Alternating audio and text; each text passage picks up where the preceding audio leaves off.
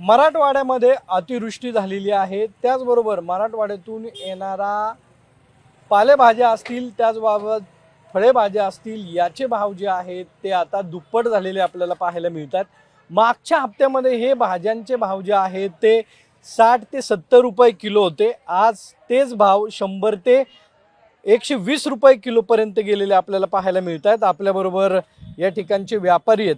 आपण जर बघितलं तर आवक कमी झाली आहे, गेले 15 दिवसाचा हा सगळा फटका आहे। काय परिस्थिती जाणवती मार्केटमध्ये? 50% माल येतो, माल एकदम कमी येतो। आधी काय होतं, आता काय भाव आहे? आता डबल भाव झाले। पूर्वी 80 रुपये 60 रुपये 80 रुपयाचा 120 100 झाले। हो, तिकडं माल हायवेला पाणी असल्यामुळे तिकडचे माल येत नाही सोलापूर हायवेचे, त्यामुळे माल कमी येतोय बाजारात। नाही, शेतात पण माल आहे, शेतकरी शेतात जाऊ शकत नाही, एवढं पाणी आहे तिकडं। नक्की आपण जर बघितलं तर शेतकरी शेतात जाऊ शकत नाही आणि त्यामुळं भाज्यांचे भाव जे आहेत ते दुप्पट झालेले आपल्याला पाहायला मिळतात।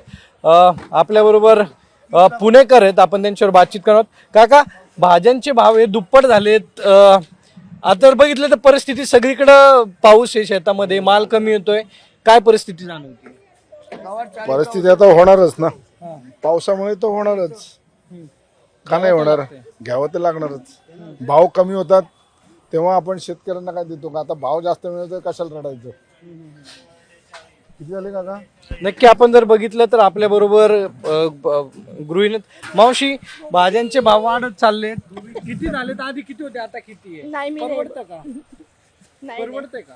नो बाई। आपण जर बघितलं तर ही परिस्थिती जी आहे ती सध्या पुण्यामध्ये आपल्याला पाहायला मिळते, कारण की मार्केटमध्ये 600 ते 700 जी गाडी येत होती ती आज 300 ते 400 गाडी यायला लागलेली आहे। माल कमी आहे, त्यामुळं भाज्यांचे भाव जे आहेत ते वाढलेले आपल्याला दिसतात। कॅमेरामन आदर्श कटकेसह सागर, साम टीव्ही, पुणे। आता isakal.com आहे देशातील नंबर 1 ची मराठी न्यूज वेबसाईट। प्रत्येक अपडेटसाठी isakal.com ला नक्की भेट द्या।